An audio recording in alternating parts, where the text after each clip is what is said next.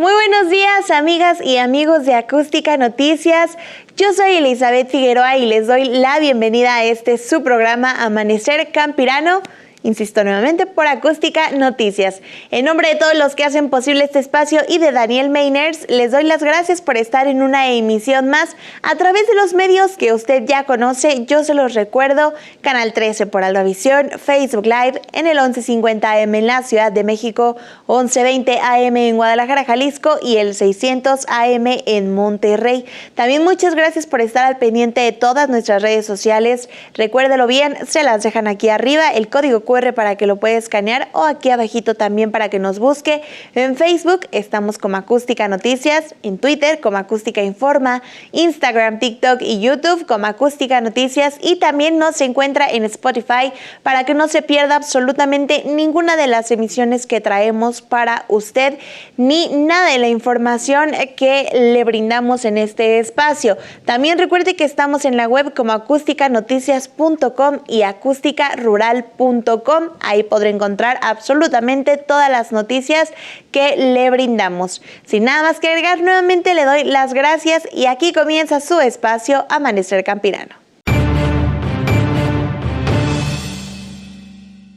En las noticias más relevantes del sector le platico que ante los efectos del cambio climático, funcionarios y expertos de los sectores productivo y de salud e inocuidad consideraron necesario transitar hacia nuevos sistemas de producción agroalimentaria basados en la sostenibilidad y consolidar así nuevas alternativas que garanticen la seguridad alimentaria de México y el mundo. En la segunda jornada del Foro Nacional Seguridad Alimentaria y Cambio Climático, el representante en México del Instituto Interamericano de Cooperación para la Agricultura, el ICA, Diego Montenegro, señaló que el conflicto geopolítico en Europa del Este generó un alza en los precios del petróleo e insumos agrícolas. Esta situación, dijo, ocasionó una reversión mundial de los avances en la reducción de la pobreza, inseguridad alimentaria y desnutrición, por lo que se reafirma que es momento de transformar los sistemas agroalimentarios apoyados en la ciencia y tecnología. Por ello, llamó a apostar por la genética, por nuevos mecanismos de trazabilidad y seguridad en el comercio entre países y reducir pérdidas y desperdicios. El coordinador de hidrología del Instituto Mexicano de Tecnología del Agua, Agustín Breña, señaló que la seguridad hídrica es sinónimo de seguridad alimentaria. Expuso que hoy en día la agricultura de temporal resulta insuficiente para alimentar a la población, por lo que se requerirá convertir la superficie agrícola de temporal y degradada en superficies de riego. Y la Secretaría de Agricultura y Desarrollo Rural ha construido en poco más de 20 años un sistema de inocuidad agroalimentaria que cumple con los más altos estándares internacionales. En el marco del Día Mundial de la Inocuidad de los Alimentos, el director en jefe del Servicio Nacional de Sanidad, Inocuidad y Calidad Agroalimentaria, el SENASICA, Francisco Javier Trujillo Arriaga, destacó que producir, empacar y comercializar productos frescos no es cosa trivial, ya que la salud humana depende de que esta actividad se desarrolle con las mejores prácticas posibles. Indicó que si bien la tutela del cuidado de la salud pública corresponde a la Secretaría de Salud, la experiencia de los técnicos del SENASICA permite coadyuvar en la tarea desde principios del siglo XXI, cuando se desarrolló e instrumentó la Estrategia Nacional sobre Inocuidad Alimentaria, que sentó las bases para la creación de la Dirección General de Inocuidad Alimentaria, Acuícola y Pesquera. Dijo que se tiene un programa bien establecido en tiendas de autoservicio, las cuales ofertan vegetales y cárnicos avalados en sistemas de reducción de riesgos de contaminación y buenas prácticas que certifica el SENASICA, por lo que existe certeza de que están libres de agentes físicos, químicos y microorganismos patógenos que pudieran dañar la salud humana. Agregó que el SENASICA trabaja con las centrales de abasto con el propósito de que a mediano plazo también en esta cadena se expendan productos certificados, lo que potencia las posibilidades de llegar a mejores mercados. Y en otras noticias, el secretario de Agricultura y Desarrollo Rural, Víctor Villalobos, señaló que ante los efectos de la pandemia, imponderables climatológicos y el conflicto en Europa del Este, el gobierno de México puso en marcha un plan antiinflacionario sustentado en el incremento de la productividad agropecuaria, acuícola y pesquera y la integración de alianzas estratégicas con productores, agroindustria y cadenas de suministro. En este contexto, destacó que la Cámara Nacional de la Industria de la Transformación, Canacintra, ha sido uno de los principales actores en la transformación de los alimentos que abastecen a las cadenas agroalimentarias de los mercados nacional e internacional. Al participar en la inauguración del Foro Internacional Agroindustrial, el funcionario federal afirmó que pese al panorama global, el campo mexicano continúa siendo un motor de la economía del país. Al cierre del 2021, dijo que la balanza comercial agropecuaria y agroindustrial registró un superávit de $7.192 millones y a marzo pasado mantiene ese superávit por $2.872 millones, impulsado por el trabajo y esfuerzo de productores, empresarios e integrantes de todas las cadenas. Y la Secretaría de Marina, en el ejercicio de la Autoridad Marítima Nacional a través de la Armada de México, en coordinación con personal de la Comisión Nacional de Acuacultura y Pesca, la CONAPESCA, de la Secretaría de Agricultura, informó que las actividades y resultados obtenidos en el periodo del 1 de enero al 30 de mayo del presente año, durante labores en coordinación, inspección y vigilancia en materia pesquera en el estado de Campeche dieron lo siguiente. Se realizaron 7 reuniones de coordinación con autoridades federales y estatales del ámbito pesquero de Campeche, esto con el fin de fortalecer las líneas de acción de la estrategia interinstitucional para atender la problemática pesquera y fortalecer la presencia de la autoridad, disuadir las actividades ilícitas en las zonas marinas, evitar los robos a pescadores, apoyarlos en la regulación de sus embarcaciones, motores, equipos y artes de pesca, entre otros.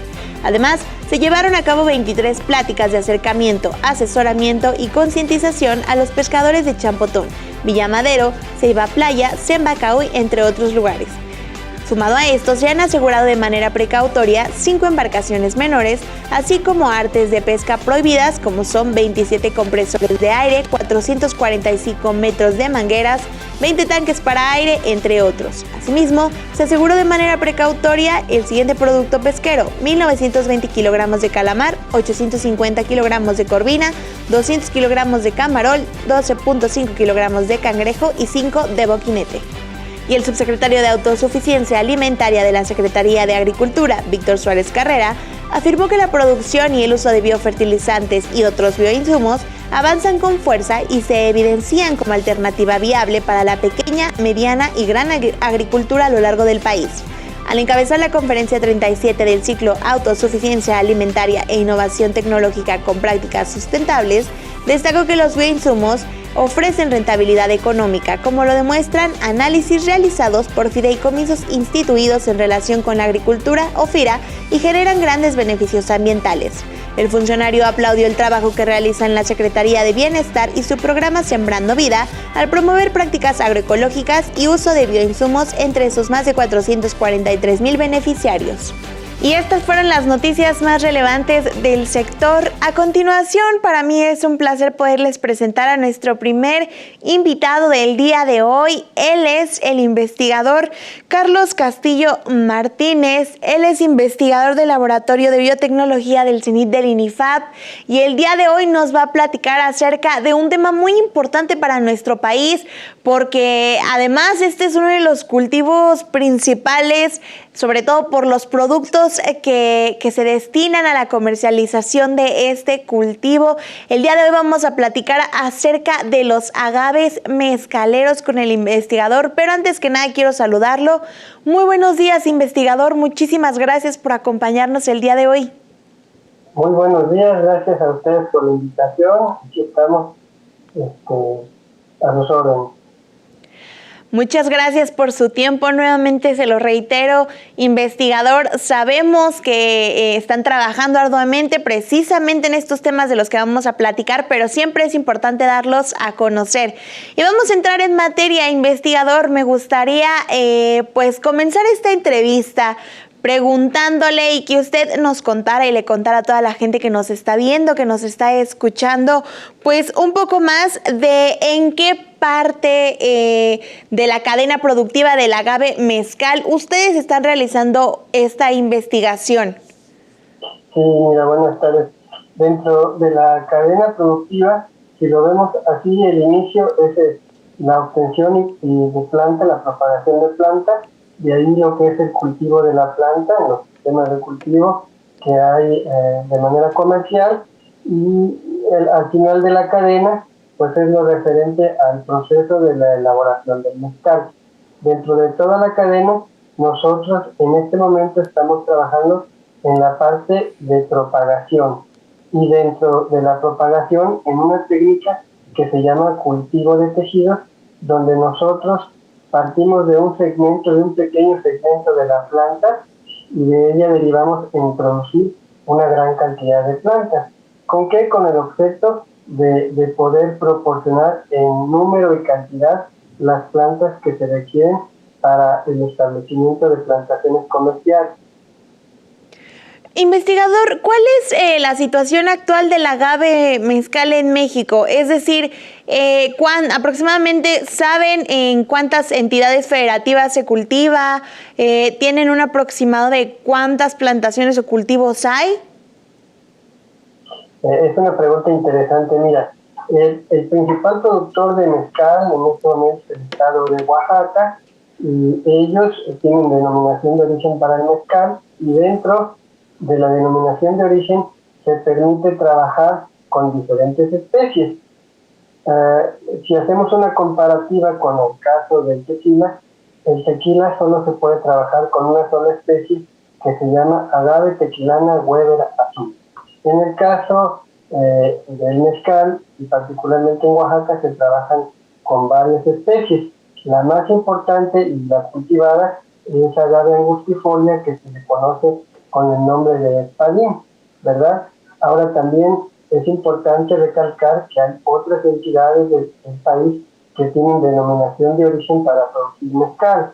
Podemos, por ejemplo, hablar del estado de Tamaulipas, que tiene denominación de origen tanto para mezcal como para tequila, y así, por ejemplo, el estado de Guerrero, que tiene denominación para la producción de mezcal, y otros estados de la República que tienen la denominación para mezcal. Y como comentaba, bueno, en el caso del mezcal se tienen diferentes especies, ¿verdad? Algunas cultivadas, otras que todavía son silvestres, y de las cuales se hace la recolección de los materiales para la elaboración del mezcal, ¿verdad? Y qué bueno que nos menciona todo esto, porque la verdad es que estos estados se han caracterizado por muchos años precisamente por la producción de este mezcal. Y después del corte me gustaría también que nos platicara un poco más acerca, pues precisamente de toda esta oferta laboral que tiene en torno todo, pues todo lo que es el sector del agave mezcal, porque es un sector muy grande. Entonces me gustaría que también nos platicara un poco acerca de cuántos empleos se generan, pero eso después del corte, si me lo permite, investigador. Vamos a hacer una breve pausa y enseguida regresamos. Vamos a hacer un corte y ya volvemos aquí en su espacio Amanecer Campirano.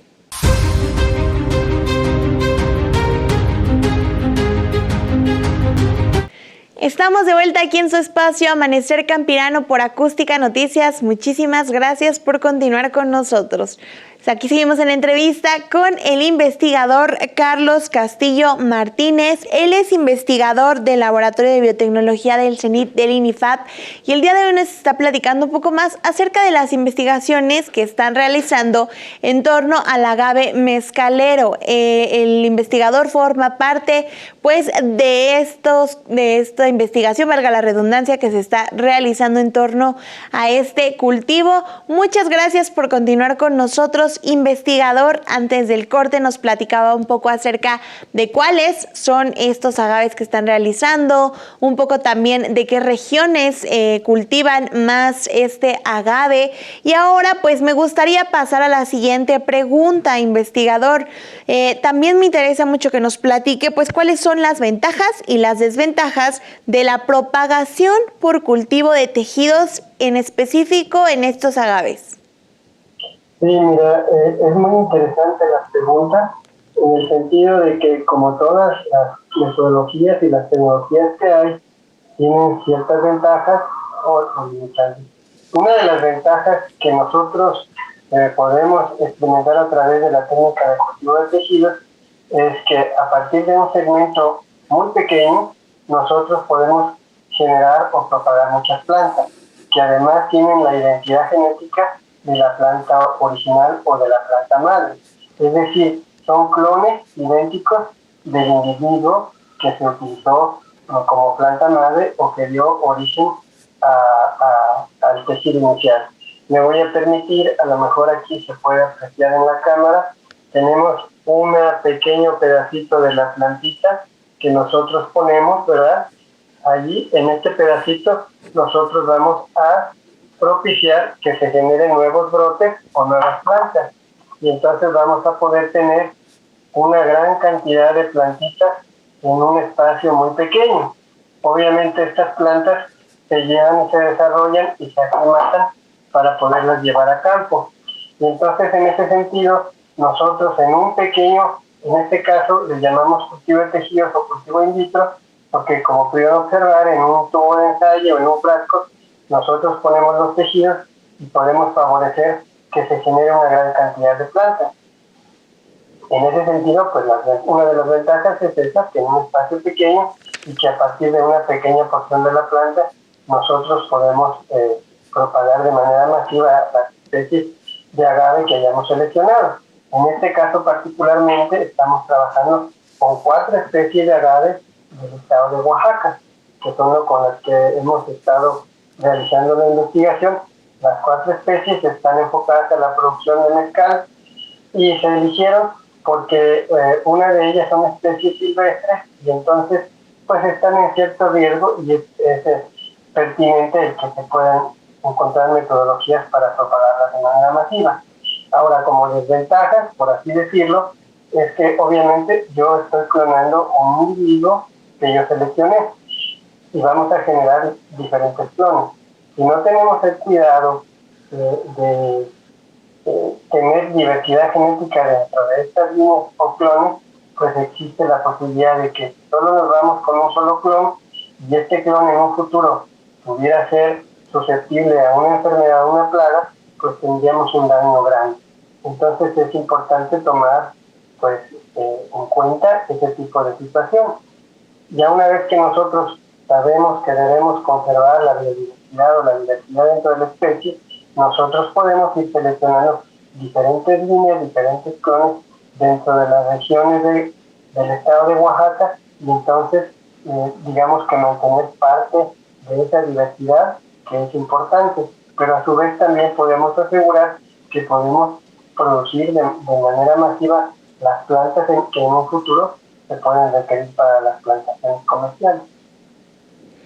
Qué bueno que nos comenta un poco más de las ventajas y las desventajas, y esto es importante porque justo como lo menciona, a veces hay plantaciones que no son tan grandes y esto es una ventaja que puede haber, pero ahora me gustaría que nos platicara más acerca de los beneficios que puede haber para los productores. Mira, es una pregunta interesante en el sentido de que si bien otra de las desventajas que se podría tomar así es el hecho de que se requieren tener laboratorios para la propagación, pero al final del día los productores, si se asocian entre ellos, pueden establecer un laboratorio enfocado a su región y pueden estar propagando y produciendo su propia planta. Y entonces es un gran beneficio, porque de otra forma ellos tendrían que esperar a que las plantas dieran o formaran hijuelos. Algunas especies de agaves pueden emitir hijuelos, como en el caso de espadín, y entonces ellos a través de los hijuelos hacen una propagación y obtienen la planta. Y no, por otra parte, algunas especies como agave tobalá no producen hijuelos, entonces se tienen que esperar a que dé la semilla. Y esta especie, por ejemplo, puede tardar entre 5 a 8 años a que dé o produzca la semilla. Entonces, en ese sentido, pues es un tiempo de espera largo. Y si ellos ya tienen la metodología para propagar a través de cultivo de tejidos, pues tienen que seleccionar su planta madre, obtener los tejidos iniciales y hacer todo el proceso de propagación, pero no requieren esperar a que la planta llegue a emitir la semilla, sino que ellos pueden trabajar a con partes vegetativas y entonces pueden establecer su propagación.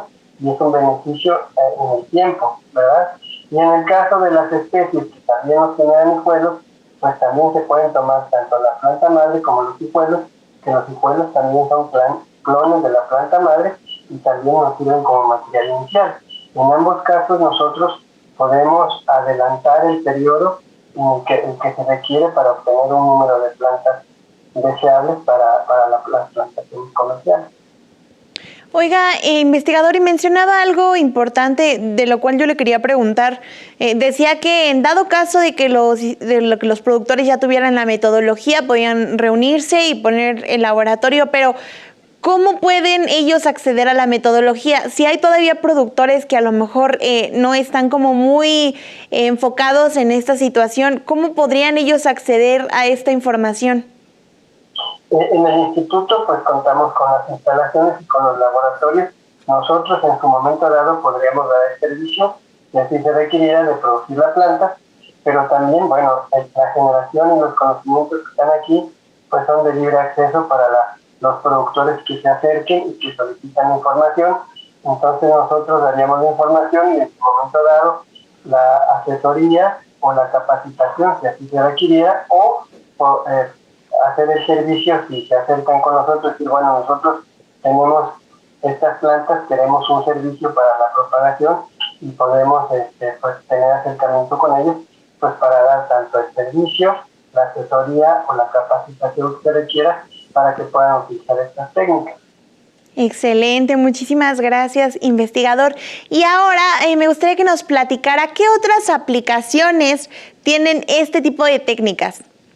Es muy interesante porque si bien hasta el momento nos hemos enfocado hacia lo que sería la producción o la propagación masiva para la obtención de plantas para plantaciones comerciales, la técnica de cultivo de tejidos también nos permite que podamos generar protocolos para su conservación a mediano plazo y tener conservados los recursos genéticos, en este caso particular del agave.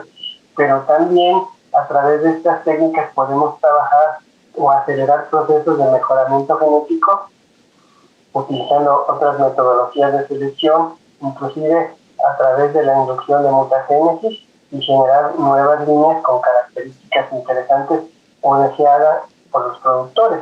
Y así podemos empezar algunos procesos iniciales de mejoramiento genético de manera conjunta con los productores a través del auxilio de la técnica, que como hemos platicado, pues nos ahorra tiempo en la obtención de plantas. En ese sentido, si nosotros tenemos un material seleccionado de interés hacia los productores, pues nosotros podemos propagar ese material y entonces tener una gran cantidad pues, de un individuo con características superiores.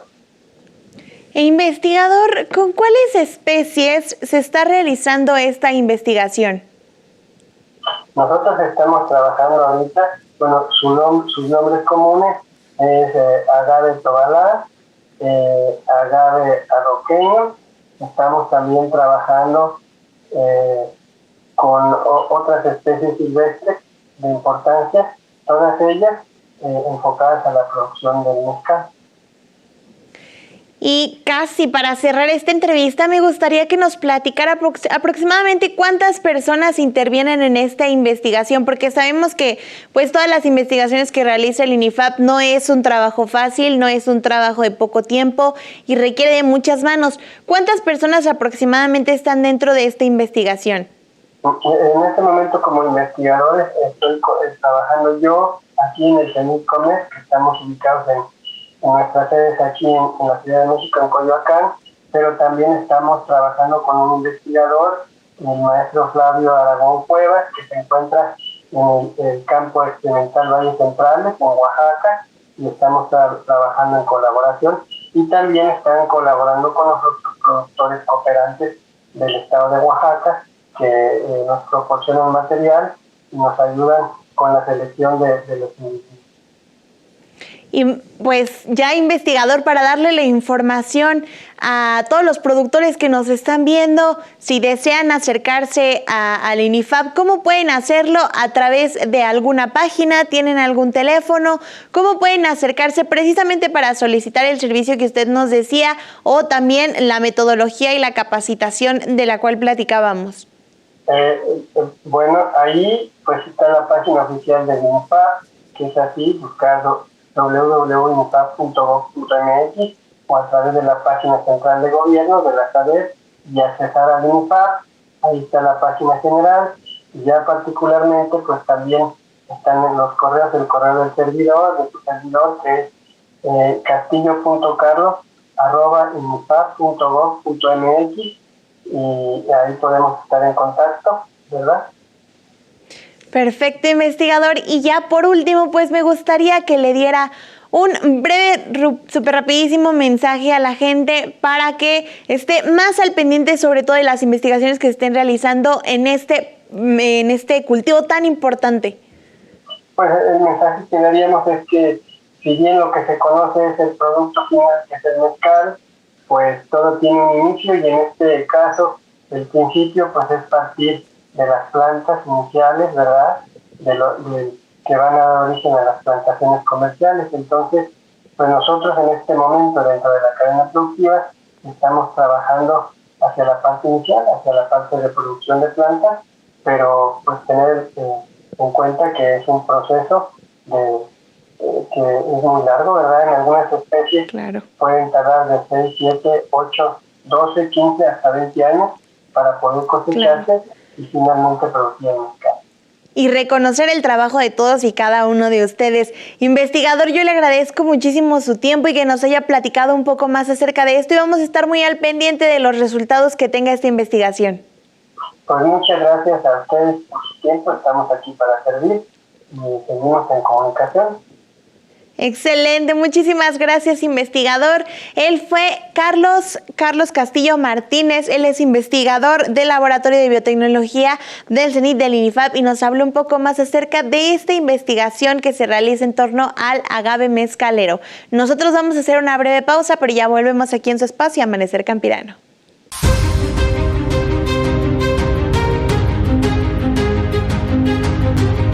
Estamos de regreso aquí en su programa Amanecer Campirano por Acústica Noticias. Muchísimas gracias por seguir con nosotros. Oiga, y yo le quiero preguntar, ¿usted le ha dado de comer a pajaritos? Yo creo que alguna ocasión todos le hemos dado de comer algo a esas aves que nos encontramos ya sea en la calle, o a lo mejor algunas llegan a nuestras casas y les queremos dejar un poco de comidita. ¿Y qué le damos normalmente a los pajaritos? Alpiste, ¿no? Muchos le damos eso. O usted también puede que consuma alpiste garapiñado. Le gusta alrededor de sus bebidas, a lo mejor en algún refresco o algún otro tipo de bebida. Usted consume alpiste garapiñado, es muy rico.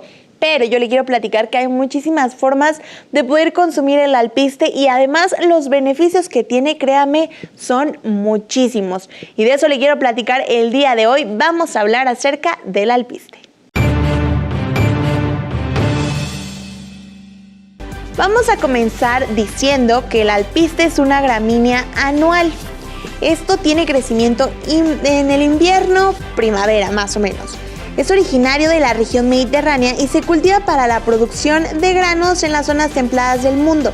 Es una especie diploide y es preponderantemente autógama, cuyas prácticas de producción, requerimientos y ciclo de cultivo se asemejan a las de otros cereales de invierno como son el trigo, la cebada. Esta es una única especie en su género que se cultiva para la producción de granos. Los mismos se destinan casi exclusivamente, como ya se lo mencionaba, a la alimentación de aves ornamentales y en pequeñas cantidades a la alimentación humana, aunque en los últimos años ha tomado bastante popularidad, la verdad. Esta es una especie anual con cañas de hasta 1 metro de altura y hojas glabras. Estas tienen láminas de hasta 40 centímetros de longitud y 1 centímetro de anchura. Es bastante ancho.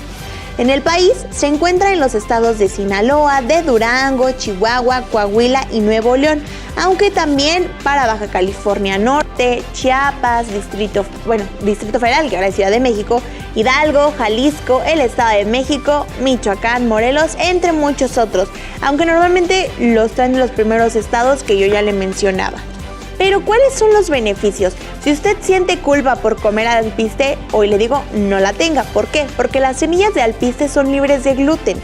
Una de las características más interesantes del alpiste es que se trata de un alimento que no posee gluten, por lo que también los celíacos pueden consumirlo. Otra ventaja es su alto contenido en proteínas, lo que las convierte en un alimento viable y beneficioso para este tipo de pacientes. Por otro lado, aporta nutrientes proteicos sin dejar residuos. El alpiste cuenta con 10 gramos de proteína por cada 5 cucharaditas.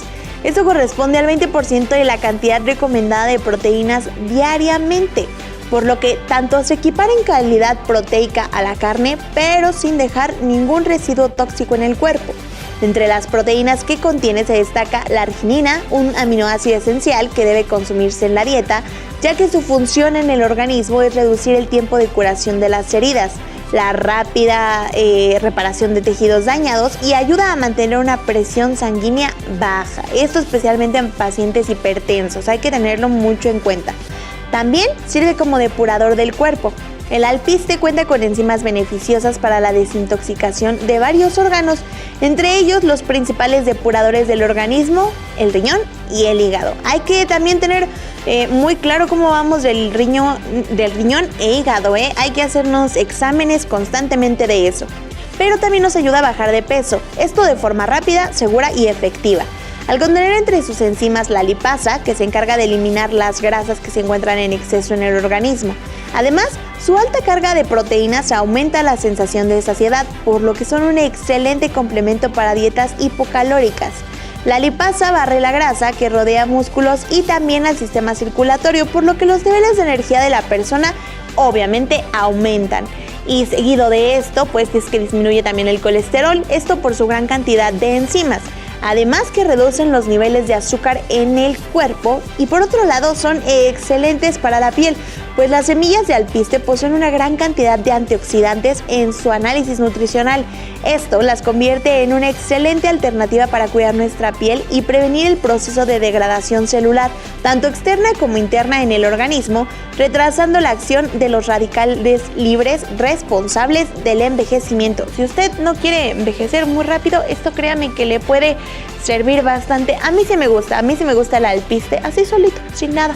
Me gusta comerlo, yo creo que si a usted le gusta garapiñado, bueno, pues puede funcionar un poco, pero hay que buscar más alternativas de poderlo consumir. Tal vez en una ensalada o en la fruta le puede ayudar bastante.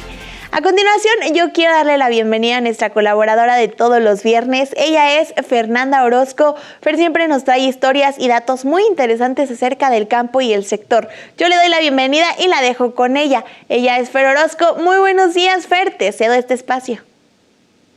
Hola, muy buenos días, Eli. Muchísimas gracias por permitirme entrar nuevamente un viernes más aquí a Amanecer Campirano. Te saludo a la distancia, como saludo a todos nuestros escuchas, a todos nuestros televidentes, a todos quienes nos miran en las redes sociales. Y bueno, el día de hoy la verdad quiero ser muy concreta porque el fin de semana pasado realicé una entrevista a un doctor que actualmente labora en el INFAP, es el doctor Ignacio Sánchez Cohen. Él es doctor en zonas áridas y el motivo de la entrevista es, por supuesto, porque el día de hoy estamos conmemorando el Día Mundial contra la lucha de la desertificación y la sequía.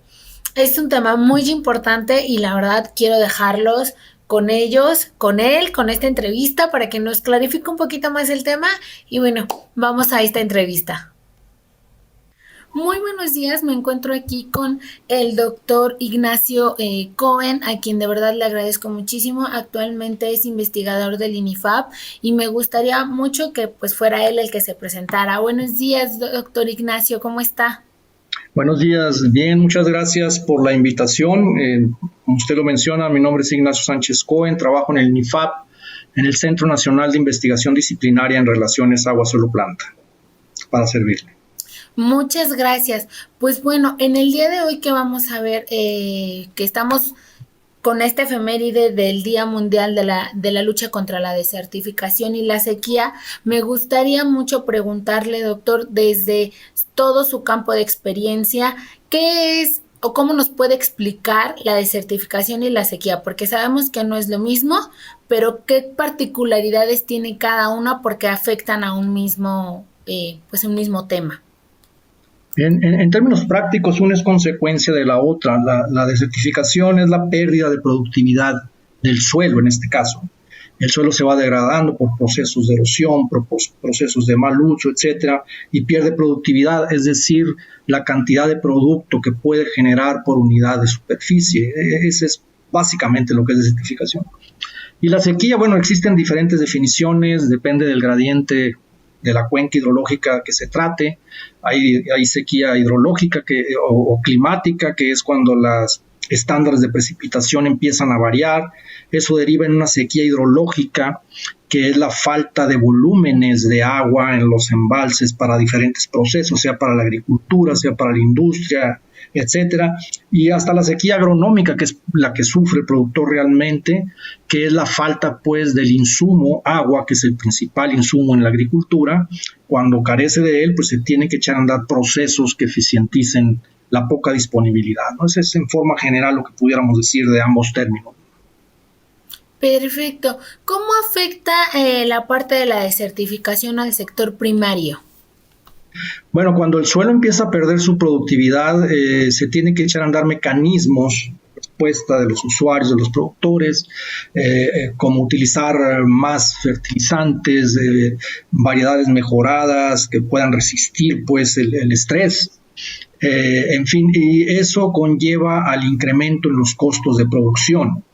El mejor remedio para una situación de desertificación es la prevención, más que la mitigación. Y la prevención estriba pues el foco en el uso racional de los recursos naturales, como debe de ser. Evitar la erosión, sea en riego, sea en agricultura de temporal, evitar el uso intensivo pues de implementos que pueden propiciar estos fenómenos. Ok, sí. Y por la parte de la sequía, bueno, a veces es muy notable, pero me gustaría que usted nos dijera las principales y las más fuertes consecuencias para el sector primario de llegar a este punto de la sequía.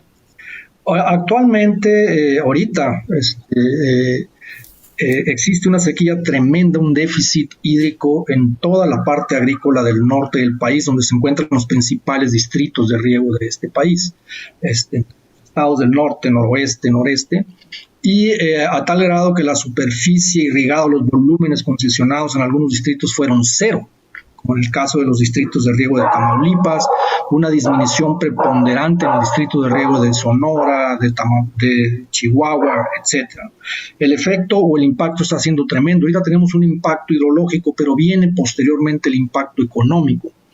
Al ser el sector primario en esos estados la principal fuente de ingresos y de empleos, la economía se detiene, avanza poco porque el circulante empieza a faltar. Entonces hay impactos en cascada e impactos que se sienten de manera inmediata, como es la falta de producción. Muy bien, doctor. Pues leyendo un poquito de todo lo que usted ha hecho y ha aportado al sector primario y desde su campo de acción, me gustaría que nos explicara, porque leía que usted ha aportado modelos de procesos hidrológicos. ¿Me podría explicar un poquito más de qué va este trabajo? Bajo estas circunstancias de escasez o de falta de agua o del cambio en patrones climáticos, se requieren de herramientas que nos ayuden a los tomadores de decisiones a tomar decisiones más racionales. Un modelo de simulación lo que hace es que genera y le pone al tomador de decisiones sobre la mesa un panorama de diferentes escenarios que pueden ocurrir ante diferentes magnitudes de estrés hídrico, diferentes magnitudes de sequía, de tal manera que cuando el problema viene ya pudiéramos tener una estrategia a seguir. Eso es lo que hace un modelo de simulación y se fundamenta en investigación y en ciencia, obviamente, ¿no?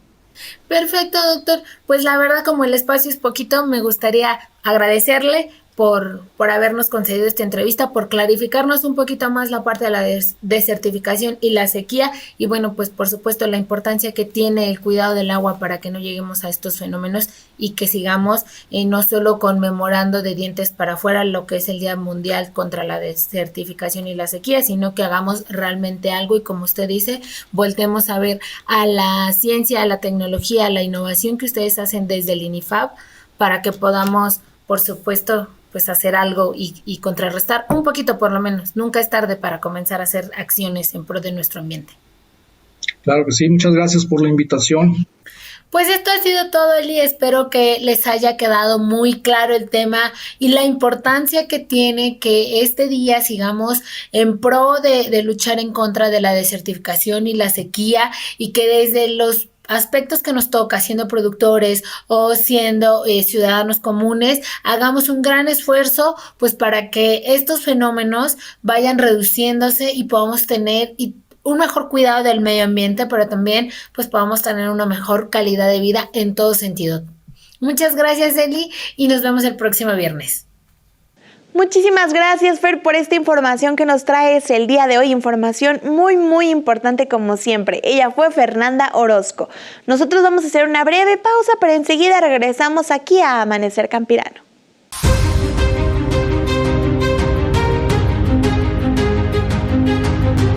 Muchas gracias por seguir con nosotros aquí en su espacio Amanecer Campirano.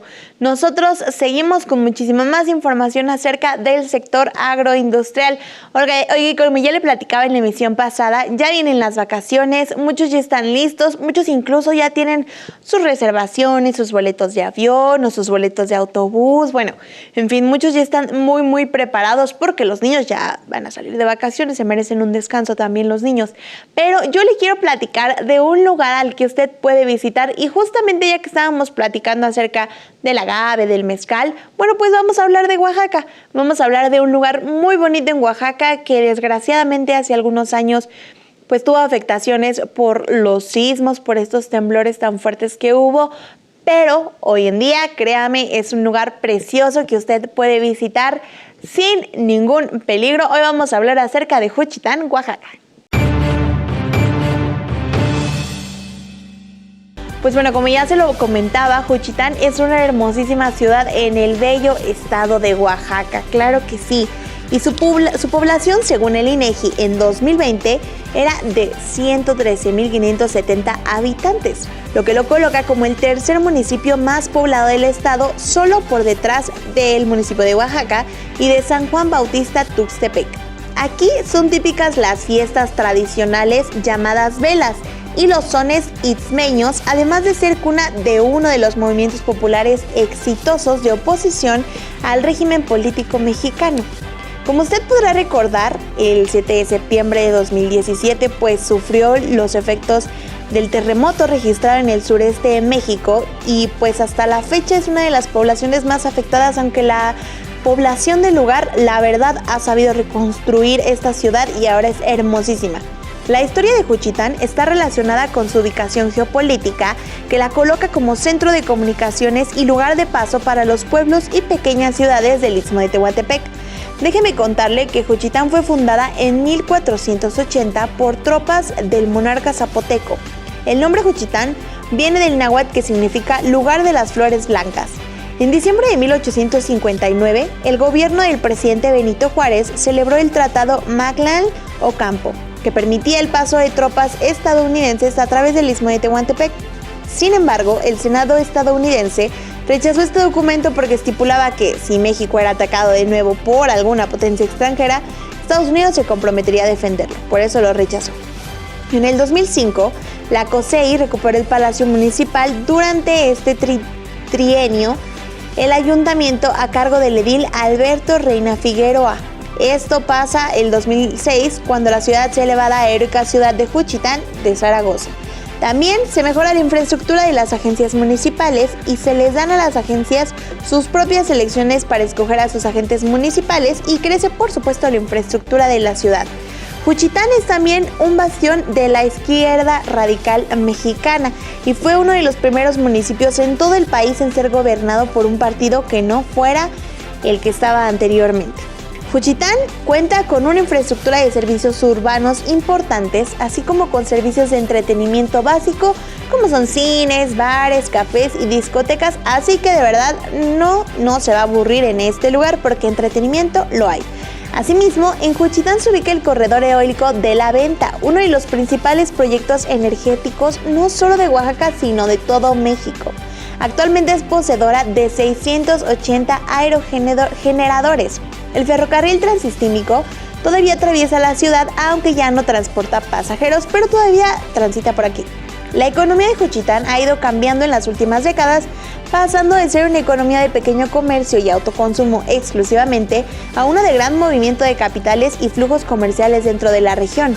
En lo que respecta a la ganadería, los alrededores están poblados de ranchos y fincas donde se cría ganado vacuno, ovino y porcino, así que esto deja una derrama económica importante para el lugar. Uno de los principales atractivos turísticos de Juchitán es su mercado, donde se comercializa carne y tamales de iguana, sí lo escuchó bien, pero no nada más de iguana, sino también de armadillo, de conejo y huevos de tortuga para el consumo alimenticio. Cabe destacar que estos últimos no se puede hacer, está prohibido, entonces no compre de esto, por favor. Asimismo, existe un área de comida tradicional de la región en la que se pueden degustar las famosas tlayudas. No sé a usted, pero a mí me encantan las tlayudas. También diferentes garnachas, empanadas, pollo garnachero, entre otros platillos típicos de la región. Pero otro lugar que podemos visitar es la Casa de la Cultura Juchitán, es otro imperdible. Y aquí permanentemente hay exposiciones pictóricas de artistas reconocidos y donde hay recursos de la lengua materna, teatro, danza e instrumentos musicales. Es un lugar, como su nombre lo dice, con muchísima cultura. También está el Foro Ecológico Juchiteco. Este es otro atractivo turístico que ofrece al público talleres de reciclado de papel, cursos de natación y guitarra. Así también cuenta con un iguanario en el que también se albergan distintas especies de aves, bastantes la verdad. Y a menos de 1 hora por carretera se encuentran los manantiales del balneario de La Hoyaga y el manantial de la comunidad de Santiago Tlacotepec, conocido como Ojo de Agua. A una distancia similar está Playa Cangrejo, esto en el municipio de Santo Domingo Tehuantepec, donde esta es una playa semipoblada famosa por las dunas naturales que han cubierto a varios pueblos próximos. También están algunas playas vírgenes como Playa Conejo, Playa Brasil, entre otras. Cerca de la comunidad de La Ventosa se halla una gruta llamada Tolistoque, la cual puede ser explorada, pero con muchísimo cuidado. Si puede hacerlo mejor con un guía o con algún lugareño, va a ser mucho mejor su visita. Así que ya lo escuchó, la verdad es que hay muchísimo que visitar. Y es que Oaxaca está lleno de lugares bonitos. Dígame si no, niéguemelo. A mí la verdad me encanta este lugar y sus tlayudas, de verdad son deliciosas. Yo creo que no hay lugar en toda nuestra República Mexicana que haga unas tlayudas como las de Oaxaca. Son deliciosas, de verdad. Y además es muy barato visitar este estado. Si usted está sufriendo tal vez un poco por esta cuestión, pero quiere irse de vacaciones, Oaxaca es el lugar ideal, créame, no se va a arrepentir. Y a continuación vámonos con un muy breve resumen de las noticias más importantes. Le quiero platicar que ante los efectos del cambio climático, funcionarios y expertos de los sectores productivo y de salud e inocuidad consideraron necesario transitar hacia nuevos sistemas de producción agroalimentaria. En la segunda jornada del Foro Nacional Seguridad Alimentaria y Cambio Climático, el representante en México del Instituto Interamericano de Cooperación para la Agricultura, Diego Montenegro, señaló que el conflicto geopolítico en Europa del Este generó un alza en los precios del petróleo e insumos agrícolas, por lo que dijo se deben realizar acciones en torno a esto. Y la Secretaría de Agricultura construyó en poco más de 20 años un sistema de inocuidad agroalimentaria que cumple con los más altos estándares. En el marco del Día Mundial de la Inocuidad de los Alimentos, el director en jefe del Senacica, Francisco Javier Trujillo Arriaga, destacó la necesidad de producir, empacar y comercializar productos frescos para todo el mundo. Yo soy Elizabeth Figueroa y en nombre de Daniel Meiners y de todo mi equipo de producción le damos las gracias por habernos sintonizado en una emisión más de Amanecer Campirano por Acústica Noticias. Yo le invito a que nos siga en la próxima emisión, la próxima semana y que tenga muchísima más información acerca del sector. Que tenga un excelente día y que desayune muy rico y hasta la próxima si usted nos lo permite.